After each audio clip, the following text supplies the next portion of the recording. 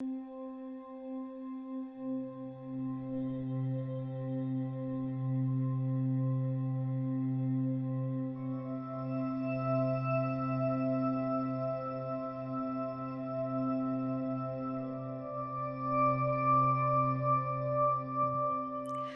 was a man who knew that if he became a millionaire, he would be happy.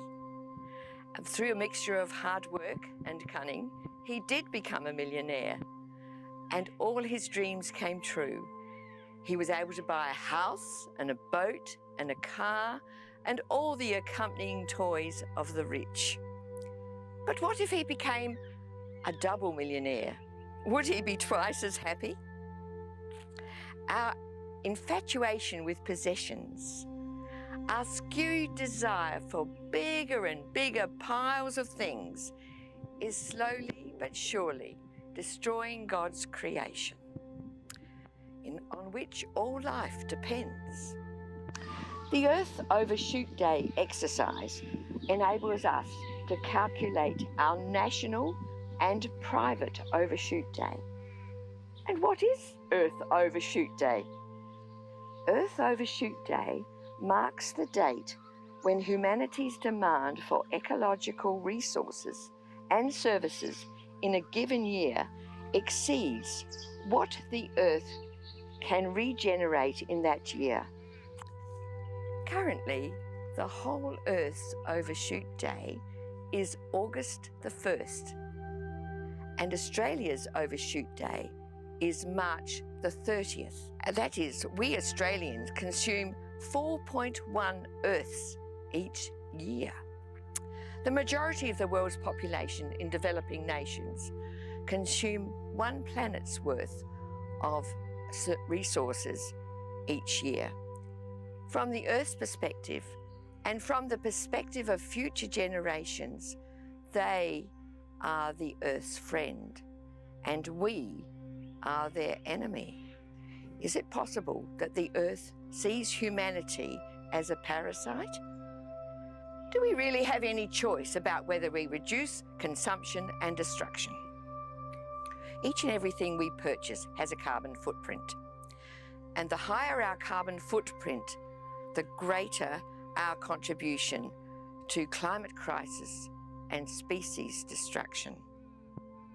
In one strange but ironic way, COVID-19 has helped us because we mainly had to stay away from shops, and we survived.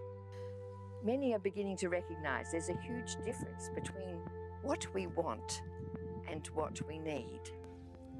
COVID-19 has shown us that we can live with more simplicity and responsibility than we ever thought possible. While we often take comfort from material things, they don't usually provide long-lasting comfort. And most material goods are disposable and increasingly temporary.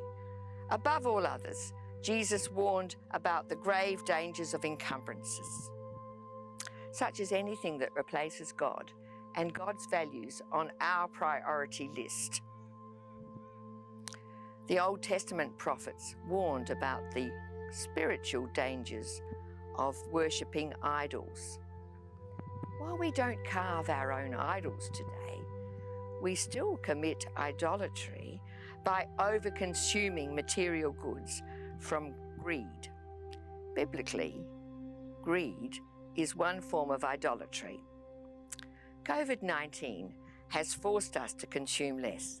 The skies are clearer, resource consumption and destruction has reduced, and vulnerable species have had somewhat of a holiday. If we had actually lived Jesus' teaching of simplicity and humility and sacrifice and service, would we be on the brink of climate-induced collapse right now? Greta Thunberg indicates that the source of hope is action. You cannot put out a fire with wishful thinking. In our next presentation, we will consider what we can do and why from a theological perspective.